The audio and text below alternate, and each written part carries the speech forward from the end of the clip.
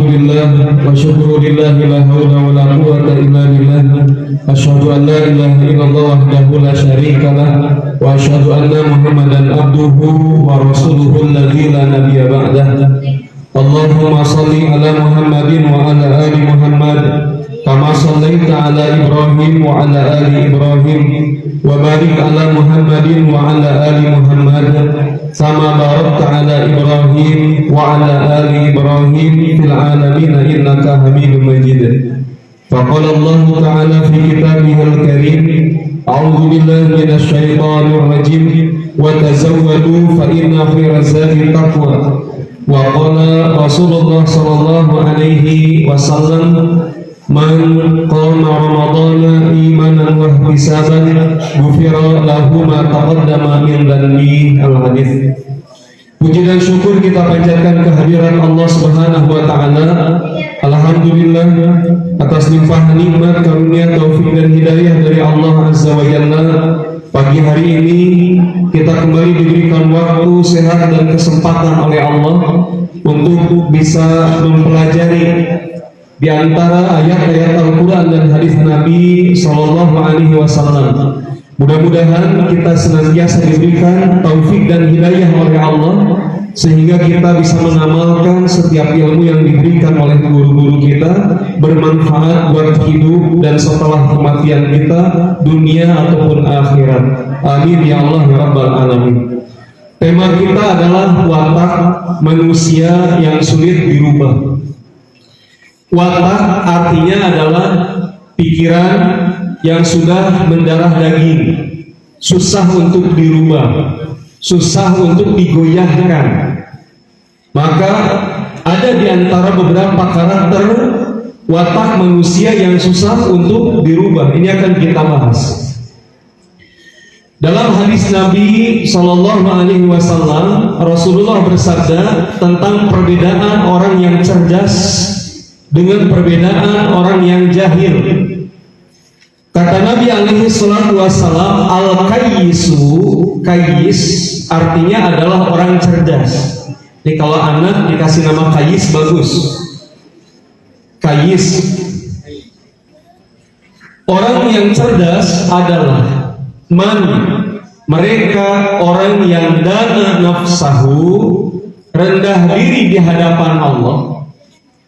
Jadi rendah diri di hadapan Allah. Wa amila dan beramal lima ba'dal maut, untuk kehidupan setelah kematian. Jadi orang cerdas adalah orang yang dana nafsahu, rendah diri di hadapan Allah, menahan diri pada nafsunya dan beramal untuk setelah kematiannya. Nah, setiap di antara kita yang orientasi hidupnya adalah untuk bekal setelah kematian, itu disebut orang cerdas. Nah, jadi menurut perspektif baginda Nabi, orang cerdas itu adalah orang visioner, orang yang berpikirnya jauh ke depan, bukan untuk hari ini dan saat ini saja. Orang beriman pikirannya melampaui daripada apa yang dilakukan oleh orang jahil hari ini dan saat ini. Kenapa? Karena kata Nabi, wal ajizu, orang lemah, orang rendahan, orang yang jahil, cirinya adalah orang atba'a nafsahu, mereka para pengikut hawa nafsu. Man atba'a nafsahu hawaha, para pengikut hawa nafsu, wa tamanna 'alallahi, dan orang yang suka berangan-angan terhadap Allah. Nah, kita sudah mengatakan angan-angan itu ada taroji, ada tamani. Kalau angan-angan taroji artinya adalah jika syarat terpenuhi, sangat besar kemungkinan yang diidamkan bisa didapatkan. Kita menyebutnya dengan realistis. Tapi jika misalkan berangan-angan dan harapannya mustahil untuk didapatkan, disebut sebagai tamani, ya. Jadi sifatnya mustahil didapatkan, seperti unta mau masuk ke lubang jarum. Itu kan mustahil, tidak mungkin. Disebutlah hal itu dengan ilusi.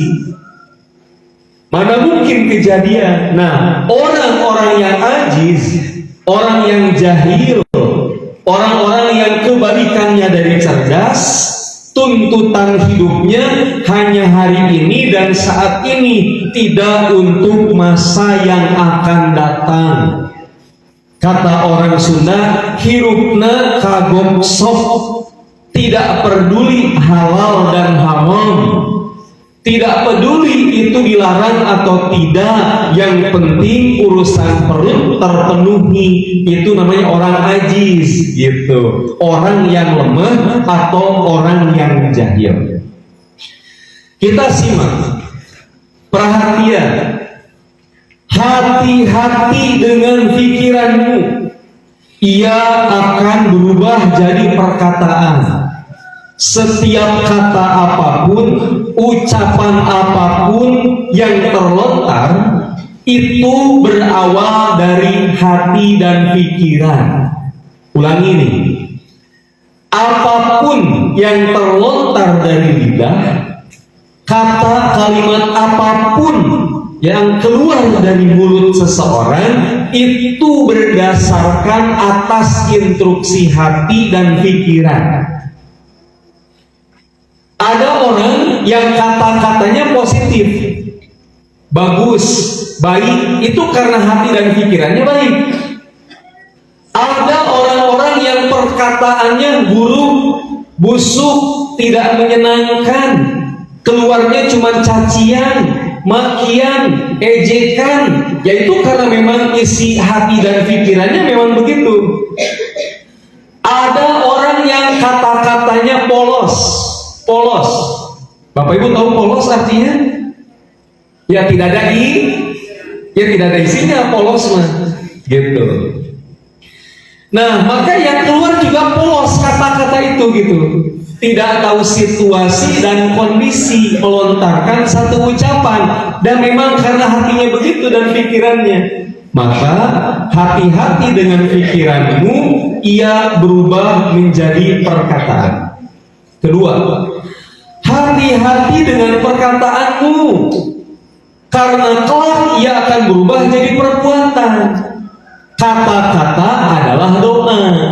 Saat kita mengatakan, misalkan, saya mah memang dari dulu bodoh orangnya, perkataan itu akan mengubah jadi perbuatan.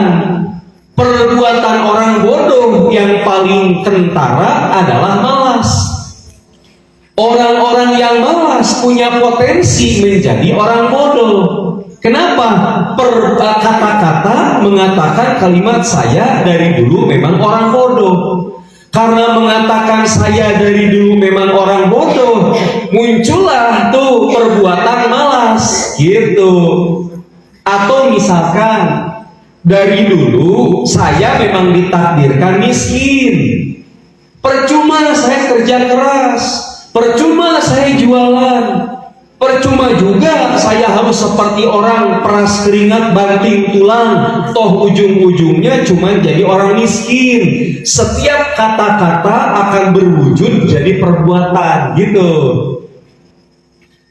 Meskipun saya bangun subuh, bangun pagi, bangun siang, atau nggak bangun-bangun, nggak akan merubah nasib saya. Nah, hati-hati itu kalimat itu. Tidak akan berubah nasib. Mau tidur kapanpun, bangun tidur kapanpun, maka kata-kata akan berubah wujud jadi perbuatan. Berapa banyak orang pagi hari setelah subuh tidur lagi, atau bahkan tidak mendengar subuh, padahal waktu subuh kata Rasulullah adalah waktu paling berkah. Kan didoakan Nabi waktu subuh itu, Allahumma barik li ummati fi bukuriha, ya Allah berkahi umat kami pada waktu pagi harinya. Jadi pagi itu waktu paling berkah. Nih ba'da subuh kumpul, hadir, cari ilmu, maka ini adalah hari pagi yang paling berkah, ditambah kita nyari ilmu. Nah, orang yang dengan perkataannya lah udah saya nggak mungkin mengubah nasib, nggak mungkin saya mengubah nasib, udahlah percuma kerja keras peras keringat, maka perbuatannya akan menunjukkan pada perbuatan yang malas, tidak ada usaha, cukup berpangku tangan, hanya menjulurkan tangan. Itu karena apa? Buah dari pikiran jadi perkataan, perkataan jadi perbuatan, gitu. Ketiga, hati-hati dengan perbuatanmu, ia akan berubah jadi kebiasaan. Hati-hati dengan perbuatan, ia akan berubah jadi kebiasaan. Ketika orang bermudah-mudah beres sholat subuh tidur, dilakukan berulang-ulang, maka apapun perbuatan dilakukan berulang-ulang, dia akan jadi kebiasaan. Contoh, pernah nggak ibu mengalami sebelum azan subuh, ibu ke toilet lalu BAB, buang air besar. Besoknya nuntut itu harus BAB lagi sebelum azan subuh. Ada yang pernah begitu? Kemudian besoknya lagi, ternyata pengen lagi BAB sebelum azan subuh. Atau sebaliknya, beres sholat subuh, beres azan subuh, beres pisan azan subuh, orang lain siap sholat berjamaah, kita antar ke air dulu. Ternyata besok lagi. Hati-hati dengan perbuatanmu, ia akan berubah jadi kebiasaan. Dia akan berubah jadi kebiasaan. Hati-hati itu. Termasuk juga kebiasaan nyinyir. Ada orang lewat selalu nyinyir. Nah, maka itu bisa jadi kebiasaan. Jadi buat dia alergi, jadi demam kalau nggak nyinyir ke orang. Segala dikomen, semua bentuk manusia dikomen. Allah eta huluna beli pehul. Tahu pehul? Artinya pehul kan ada kepanjangannya, peot hulu. Ya pehul teh peot hulu. Sebagai makna, pengganti makna dari pecundang dan pengecut, disebut pehul. Pehul teh peot hulu. Artinya tidak punya keberanian. Datang lagi orang yang kedua, eta mata dasar jelema eta mah memang si gede rahul. Tuh. Akhirnya dikomen lagi. Datang lagi orang yang baru, nah eta mah bucin truk. Dikomen deui. Datang lagi orang berikutnya, eta mah menayang gitu. Terus saja nggak selamat orang lain dari perkataannya itu. Maka orang yang selalu melakukan satu perbuatan, hati-hati, itu akan jadi kebiasaan. Jadi kebiasaan akhirnya gitu. Maka hati-hati dengan kebiasaanmu. Kebiasaan yang dilakukan berulang, ia akan berubah menjadi karakter atau watak. Kalau sudah jadi karakter, susah untuk diubah. Contoh, meni pinter eta main drama, karakter tokohna meni melekat pisan sama orangna. Nah, karena dia berulang-ulang melatih diri. Ibu saking sudah sering nyuci beras, ibu tahu persis ya berasnya masih kotor atau sudah bersih. Jadi hatam pisan. Ibu saking sudah sering sholat nate cepat pisan gitu, ya. Jadi sholat nate koreh-koreh, cok gitu ya. Jadi ibu sudah hatam gimana cara sholat cepat gitu. Maka itu jadi karakter, sudah terjiwai, mendarah daging, jadi watak yang susah untuk diubah. Maka karakter atau wataklah yang menunjukkan kualitas hidupmu itu. Akhirnya kita sering mengatakan, da si eta mah karakterna ge kitu tiba heula teu rubah-rubah, ti leutik tah kitu teh kalakuanana. Berarti eta teh karakter karena diajar, dididik, dibiasakan begitu terus gitu menjadi watak, menjadi karakter. Hati-hati itu kalau sudah jadi watak. Rasulullah bersabda, "Man, siapa orang kana yaumuhu yang hari ini khairan lebih baik min amsihi fahuwa rabihun, maka dia orang beruntung." Jadi kalau hari ini bapak, ibu, ayah, bunda, anak-anak santri hari ini lebih bagus, lebih baik amalan dari hari kemarin, maka itu disebut dengan robih, beruntung. Dalam bahasa Sunda robih artinya apa? Eta mah teu robih-robih, ya tidak berubah-berubah. Tah eta mah jalmi teh robih, kahirupanna teh ternyata robih dalam bahasa Arab artinya beruntung. Berarti yang tidak robih tidak beruntung. Kalau yang robih yang beruntung. Sok atura robih ngarah Nah eta namanya cocok logi eta teh Bu. Tapi cocok logi nya dicocok-cocok we gitu kan. Kata-kata teh gitu. Waman, dan siapa orang karena yaumuhu hari ini mitla amsihi seperti hari kemarin, jadi sama fahuwa maghbunun, maka dia termasuk orang maghbun, rugi. Hari ini sama dengan hari kemarin, maghbun orangnya adalah orang rugi. Nah, jadi yang rugi itu bukan hanya orang yang jualan tidak ada untung, termasuk orang yang rugi adalah orang yang hari ini dengan kemarin tidak jauh beda, sama aja, dia maghbun, dia rugi. Dan ketiga, waman, dan siapa orang kana yaumuhu syarran, hari ini lebih buruk, hari ini lebih jatuh, hari ini lebih bangkrut, lebih rugi min amsihi dari kemarin, fahuwa mal'un, ini lebih celaka, mal'un, dia orang yang dilaknat. Tuh pilih tuh ya, apakah kita mau termasuk orang yang beruntung berarti harus berubah, atau yang kedua yang termasuk rugi, hati-hati, atau mal'un, dilaknat, celaka, naudzubillah min dzalik. Lantas siapa saja orang yang wataknya susah diubah? Pertama, para pengikut hawa nafsu. Para pengikut hawa nafsu. Quran surah Maryam ayat 59, Allah berfirman, "Fakhalafa, akan datang pengganti min ba'dihim, setelah mereka orang-orang soleh, khalfun adaus sholata, yang suka meninggalkan sholat."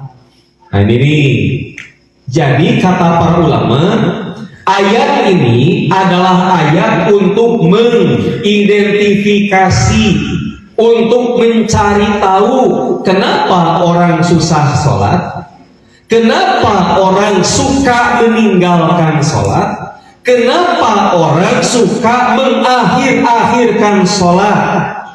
Jadi alasannya apa? Wa atba'us syahawat, karena suka memperturutkan hawa nafsu. Jadi kalau di rumah ada orang rumah, ada anak, ada pasangan, sholatnya ditinggalkan, sholatnya diakhir-akhirkan, sholatnya disia-siakan berdasarkan firman Allah ini, itu ciri orang pengikut hawa nafsu. Jadi Allah dia mangkani kumaha tara sholat ya budak. Nah itu pengikut hawa nafsu. Aduh mangkani bapakna adzan berkumandang teh cicing weh haben ngadon nyonyo jejer. Tahu bu nyonyo jejer? Ya, hanya mancing saja, mancing keributan dengan istri. Tempo sholat kanan saja udah teh. Apalagi waktu terek sholat, ternyata malah menyengaja tidur.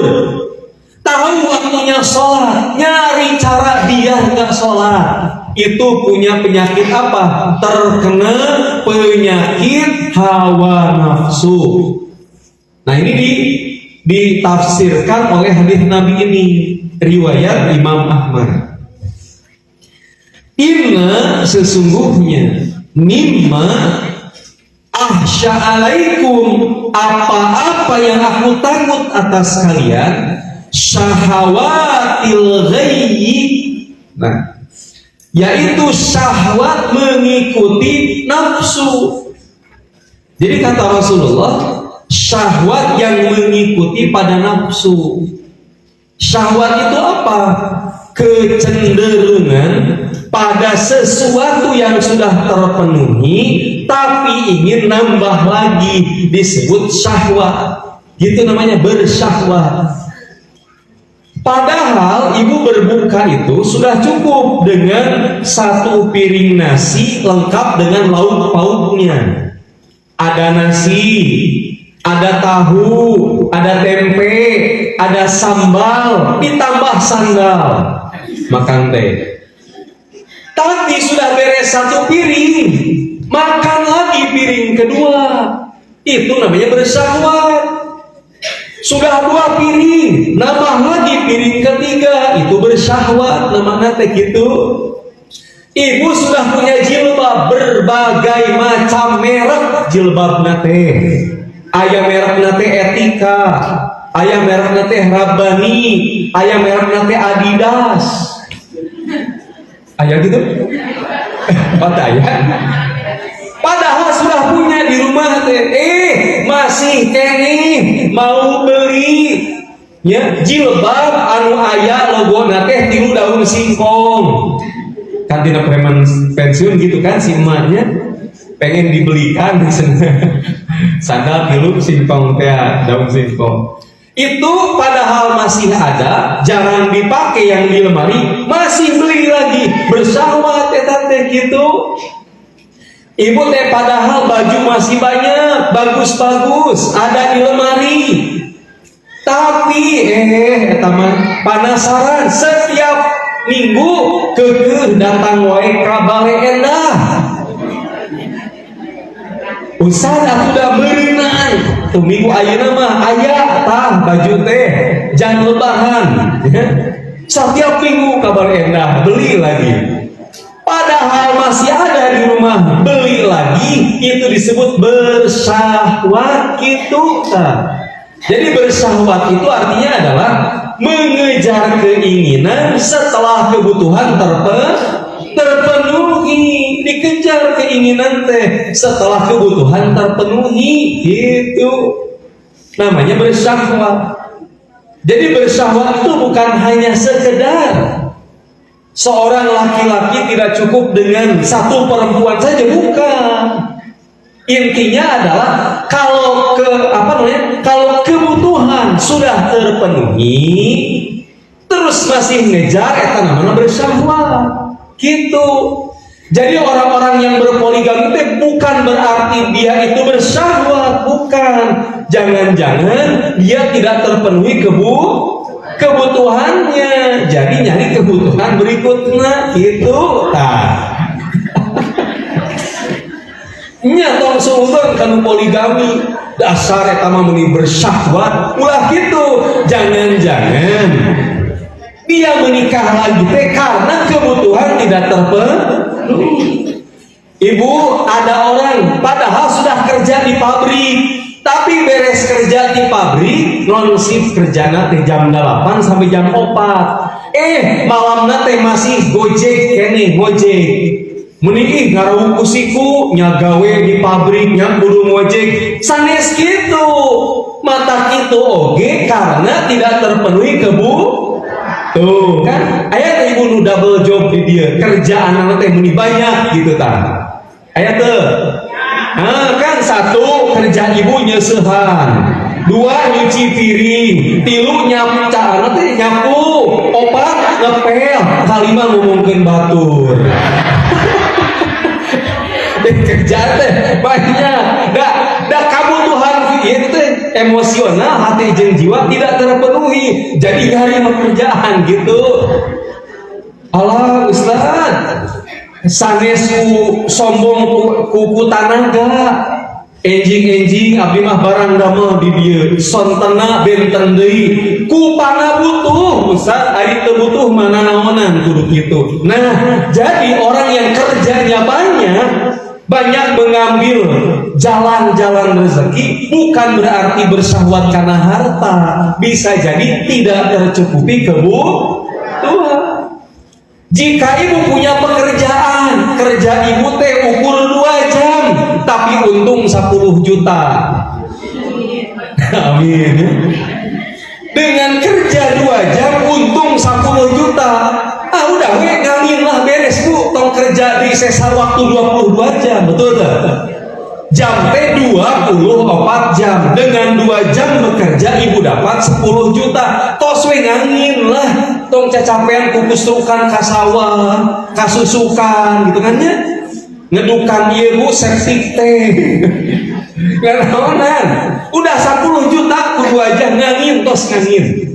Tapi gini jalma terakus kene aya 2 jam 10 juta cenah, jika 24 jam berapa juta kitu mikirna teh dikali 12 eta rakus berarti, maka bersyahwat disebutna teh. Nah, jangan suudzon ke orang yang tiba-tiba nah tuh cek Ustaz Ali oge kan harusnya mah cukup 1 piring, nah ini 2 piring. Jangan membandingkan perut kita dengan perut orang. Perut ibu mah 1/2 piring, perut batur mah 1 piring 1/2 gitu. Perut ibu mah 1 piring, perut orang lain mah 2 piring gitu. Ingat tuh bu, cek Ustaz kieu tah bobokeun kieu ulah kitu. Ulah kitu lantaran beda urusan kan ieu na bu, aduh. Elastisitas lambungna beda. Gitu. Karena ada orang yang cukup 1 piring, ada yang berpiring-piring, meureunnan beda eta gitu. Kecuali ari perut cukupna 1 piring malah makan 2-3 piring, bersyahwat namanya teh kitu. Nah, kita lanjutkan. Maka syahwat itu ada dalam 3 perkara kata Rasulullah. 1, fi butunikum, syahwat urusan perut. Syahwat urusan perut maksudnya apa? Makan dan minum. Orang jika terlalu banyak makan dan minum pasti susah, berat sholatnya, dan paling mudah meninggalkan sholat. Nah gitu maksudnya. Berdasarkan firman Allah Quran surah Maryam ayat 59, jika ada orang susah sholat, gampang meninggalkan sholat, mudah menyia-nyiakan sholat, paling yang pertama dicek dulu makan minumnya gimana. 1, apakah berlebihan makan minum atau tidak? Kalau berlebihan makan dan minum, potensi susah sholat, gampang ninggalkan sholat. 1 itu. Ustaz, sakit gitu, nah cukup makan mah, teu banyak-banyak deui. Atau yang kedua, yang dimakan, yang diminum tidak halal. Yang dimakan, yang diminum tidak halal. Halal ada 2, halal lisababihi, halal lidzatihi. Halal karena sebabnya, dan halal karena zatnya. Haram ge sama, aya haram li sababihi, aya haram li dzatihi. Contoh haram li sababihi, kira-kira bu, kalau buah mangga, tahu buah mangga? Buah punten ya. Buah mangga halal haram? halal, secara zatnya halal. Kapan buah mangga jadi haram? Nah, saat didapatkan dengan cara maling, mencuri, jadi haram. Haram li sababihi, da buah mangga nama halal. Tapi carana sabab mencarina haram, maka jadi haram ya kata buah kata gitu. Terus haram li zatihi, zatnya memang sudah haram. Meskipun orang makan babi pakai bismillah tetap haram, Ibu. Halo. Meskipun orang makan babi di bismillahan tetap haram. Ada orang mau mencuri, sebelum mencuri sholat duha heula. Ustaz, itu cenah aya jama rek mau sholat duha heula. Duha lagi teu kagum 8 rakaat. Subhanallah. Malah sebagian pencuri cenah ketika mau mencuri dia 11 rakaat Ustaz eta mah plus. 11 rakaat kumaha ngitung aja witir. Malah Bu, kemarin saya dapat kisah di Mekah. Ada teman tuh jamaah cerita, Ustaz Abi, di satu daerah ada orang kalau mau punten Bu, lamun malima bisa seorang dua orang mun gerombolan sebetulnya tenang, disebut sana. Ngarampok tapi nggak badog gitu. Nah, ada orang yang mau merampok banyakan. Sebelum nanti syukuran heula, nya dorong doa. Tetangga diundang. Ada Bu, kalau Ibu tahu, tolong Ibu ke nama kota nanya. Itu ada. Jadi kalau mau merampok, itu ngumpulin tetangga syukuran heula. Masak-masak, tetangga diminta doa agar usaha dan upaya dia dimudahkan Allah. Itu seriusan ada.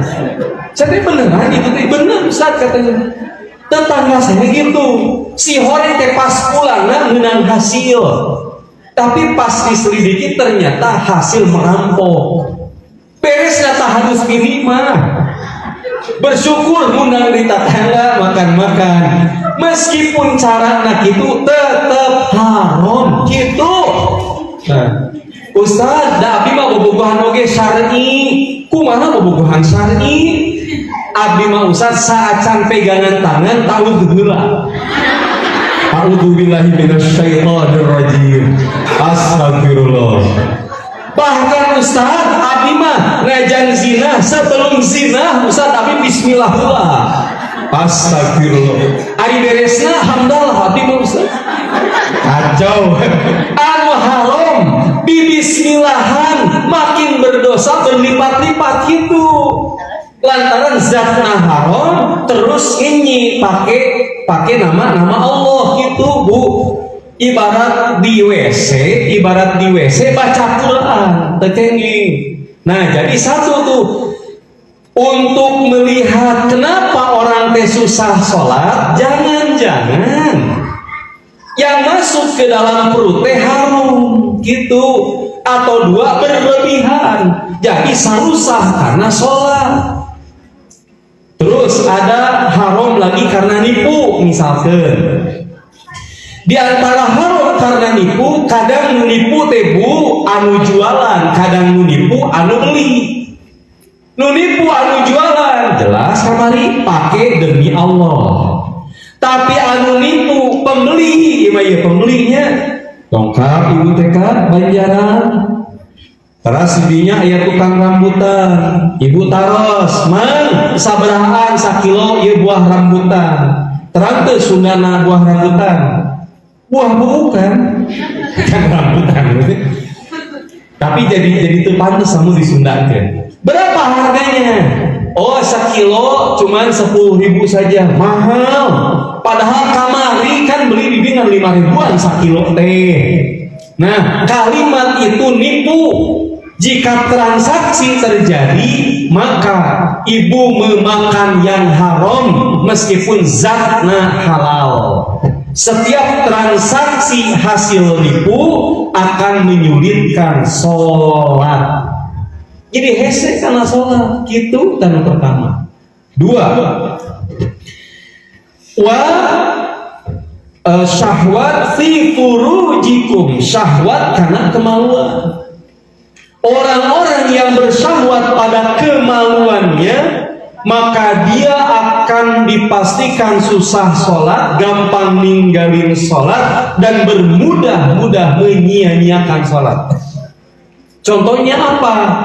Ya, contoh paling jelas malah begini. Para pelaku zina jelas akan susah mengerjakan sholat. Yang kedua, siapa? Mereka yang tidak bisa mengendalikan matanya, melihat yang haram gitu. Jadi jika ada anak, jika ada pasangan, mau suami mau istri susah karena sholat, mereka kemungkinan kedua tidak jaga mata pada yang haram, selalu melihat yang haram yang menimbulkan syahwat pada kemaluan, pasti karena sholat susah itu tadi. Dan yang ketiga adalah wa mudillatil fitan, dan fitnah yang menyesatkan. Seperti apa? Kesyirikan, kemusyrikan. Orang-orang yang mudah berbuat syirik, percaya pada kesyirikan, berpotensi paling susah untuk sholat gitu kan. Jadi kata para ulama, ayat ini adalah ayat untuk menilai, mencari tahu tentang kenapa orang susah sholat gitu. Nah ini santri, kalau ada yang sholat masih berat, ada nggak salah satu di antara tiga ini? Mungkin syahwat pada perut, perhatikan makan. Dua, mungkin syahwat pada kemaluan, ya, perhatikan mata dan telinga. Dan yang ketiganya adalah mungkin ada pengajaran, pelajaran yang sifatnya sesat. Quran surah Al-Furqan ayat 43. Aro'aita, terangkanlah, atau apakah kamu tidak memperhatikan? Manittahodha, ada orang yang menjadikan ilahahu, Tuhannya, hawahu, adalah hawa nafsunya. Jadi ada orang yang mempertuhankan hawa nafsu. Nah maka orang yang wataknya paling susah diubah adalah orang yang suka memperturutkan hawa nafsu, ngejar urusan perut, ngejar urusan bawah perut, dan suka dengan sesuatu yang mistis, klinik, ya, syirik dan musyrik gitu. Susah sholat nanti, wataknya susah diubah, tabiat nanti gitu. Kata Rasulullah, muru auladakum bis sholat, ajarkan anakmu sholat, dan usianya 7 tahun. Jadi mengajarkan anak sholat, mengajarkan anak puasa, mengajarkan anak perempuan berjilbab, mulainya 7 tahun. Jadi orang nanya, Ustaz, kapan saya mulai mengajarkan anak sholat? Kapan saya mulai mengajarkan anak puasa? Kapan mulai mengajarkan anak untuk berjilbab perempuan? Umur 7 tahun. Waktu dipukul, kalau 10 tahun nggak sholat juga, pukul gitu. Nah, dipukul usia 10 tahun. Usaha dalam 10 tahun tara sholat, kumaha? 10 tahun dia dipukul, mainnya 10 tahun diteke, Bu. Iya, itu yang disebut dengan tua-tua keladi, semakin tua semakin jadi. Di Australia ada mantan bos gangster. Tingkat pembunuhannya luar biasa, peperangan antar gangsternya juga sangat besar. Sampai putranya mantan bos gangster ini itu meninggal gara-gara ditembak oleh lawan, oleh musuhnya, ditembak. Tapi jadi hidayah. Maka disebutkan as-sa'adatu kulluha, kebahagiaan adalah ketika seseorang mampu menguasai nafsunya, dan kesengsaraannya adalah saat seseorang dikuasai nafsunya. Jadi sengsara memperturutkan hawa nafsu itu, mengejar keinginan setelah kebutuhan terpenuhi, itu adalah sebuah kesengsaraan, sengsara. Jadi diperbudak oleh dunia dan ngejar terus gitu. Satu, watak orang yang susah untuk diubah adalah para pengikut hawa nafsu. Wataknya susah diubah gitu. So, coba kalau jika ada orang yang nucarekeun ya, susah diarahkan, bahasa ibu bangkawarat gitu, kemungkinan besar dia para pengekor hawa nafsu. Mungkin pada perut, mungkin pada syahwat kemaluan, mungkin pada ajaran sesat. Hesek watakna teh diubah. Nu kaduana, orang yang wataknya susah diubah adalah orang yang sedang menjadi budak cinta.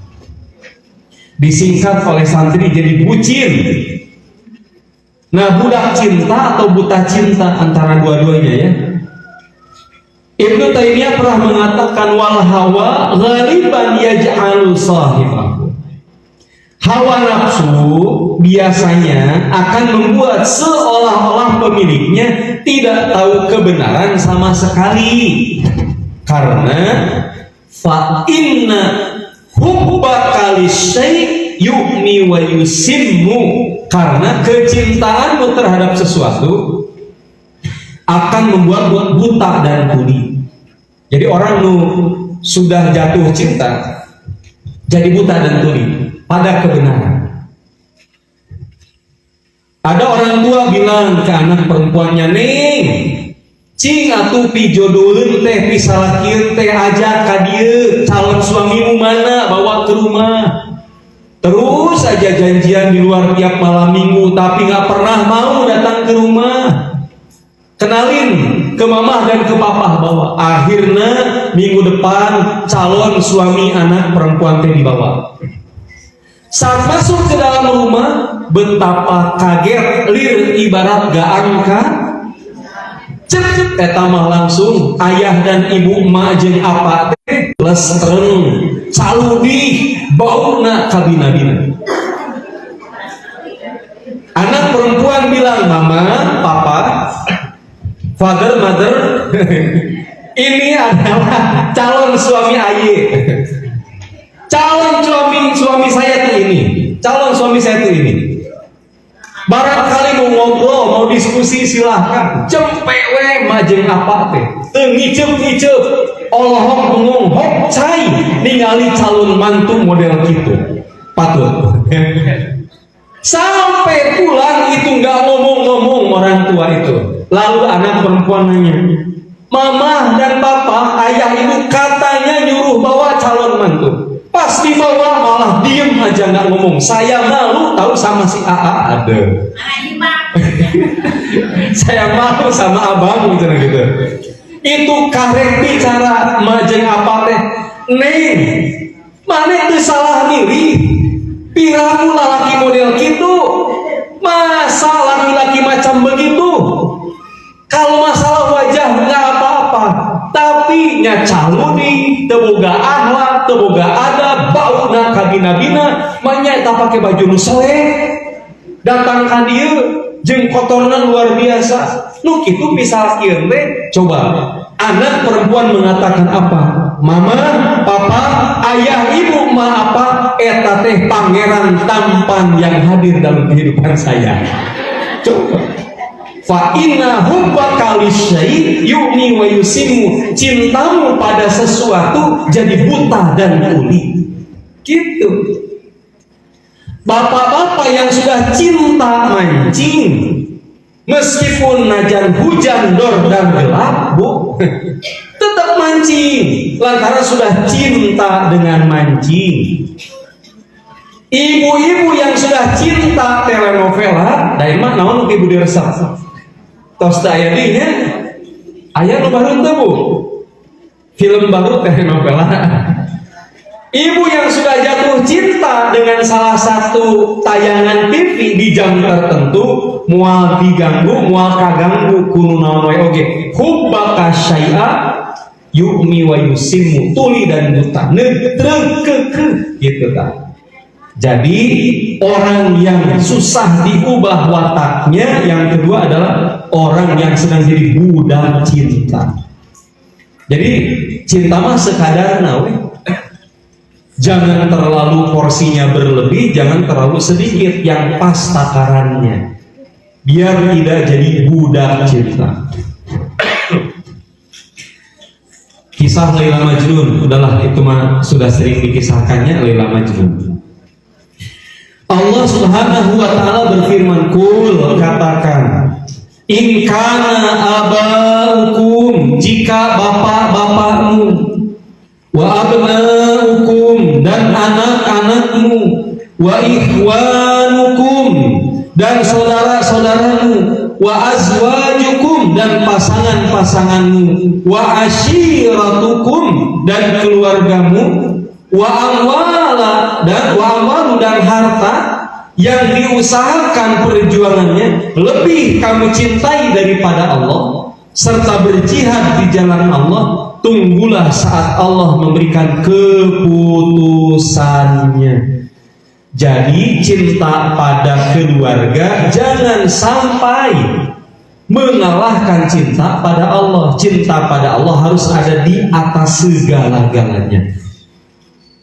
Watak orang yang susah diubah yang kedua, orang yang cinta pada benda berlebihan, cinta pada harta, cinta pada manusia, maka wataknya susah diubah. Maka sesuai porsi dan takarannya. Ibnu Qayyim rahimahullah berwasiat, menuruti nafsu dunia seperti bermain dalam dunia hayalan. Jadi hayalan teh melamun. Menuruti nafsu dunia itu seperti dunia hayalan. Orang jahil memandang satu hal hanya terbatas pada yang tampak, jadi yang terlihat pada fisik. Tapi orang berakal melihat sesuatu yang masih samar hakikatnya. Suka husnuzon. Oh, hari ini rugi, insya Allah besok untung. Oh, hari ini sedikit rezeki, besok lusa insya Allah kita akan dapat untung yang berkah. Nah itu dia, orang yang berakal memandang jauh ke depan. Tapi orang jahil hari ini dan saat ini pikirannya pendek gitu. 3, orang yang wataknya susah diubah adalah orang yang merasa paling benar. Orang yang merasa paling benar wataknya susah diubah. Quran surah An-Najm ayat 32. Fala, maka janganlah tuzakku, kamu merasa paling suci, anfusakum, dirimu, huwa Allah a'lamu, maha tahu, bimanit taqo, terhadap orang yang paling bertakwa. Jadi jangan merasa diri paling benar. Kenapa? Quran surah An-Nisa ayat 71. Ya ahlal kitabi, wahai ahli kitab, la taghlu, jangan kamu melampaui batas, fidinikum, pada agama kamu, wala taqulu, jangan kamu mengatakan alallahi, atas nama Allah, illallah, kecuali kebenaran. Nah, orang ketiga yang merasa diri paling benar itu adalah orang yang wataknya sudah diubah. Contoh-contoh bentar. Benar itu bisa satu atau kalau yang disebut benar hanya satu atau bisa banyak? Halo. Yang disebut benar hanya satu atau boleh banyak? Hanya satu. Siap, Bu. Jika misalkan untuk menghasilkan jumlah hitungan 6, itu berarti kan 3 tambah 3 ditambah 3 tambah 3 ten, boleh nggak 4 tambah 2 6? Cek ibu lah, cina kudu hiji. Bener mah kudu hiji. Ayo, boleh nggak 5 ditambah 1 6, boleh nggak? Boleh nggak? Boleh kan? Cina kudu hiji. Bener teh. Jadi ada jenis kebenaran yang bisa banyak. Tapi ada yang betul cuma satu. Yang betul hanya satu adalah la ilaha, tiada Tuhan kecuali Allah. Tiada Tuhan kecuali Allah. Dan turunan ajaran-ajaran Allah. Itu benar hanya satu. Tapi aplikasi amal soleh, nah itu dia. Maka potensinya benar bisa banyak. Ibu, kita mau ke alun-alun Bandung nanti ya, Syawal, Lebaran, Idul Fitri misalkan, main ke alun-alun Bandung. Dibagi 4 jalur, sok orang bagi 4 jalur. Kelompok pertama pimpinannya lebih Ipah. Kelompok kedua pimpinannya lebih Nung. Ya dulu rungkul. Nah kelompok ketilu pimpinannya Bu RT misalkan ya. Kelompok anu kaopat pimpinannya kayak sahalah diundi. Kelompok pertama jalurnya di Pamutingan, terus masuk ka Rencong, belok ka Bale Endah, ka Tugu heula beuleung ka Bojong Soang, Buah Batu, lurus alun-alun. Kelompok kedua memang lewat nama sami Rencong, teras imah kadayeuh kolot, lanjutanna Muhammad Toha langsung ke alun-alun.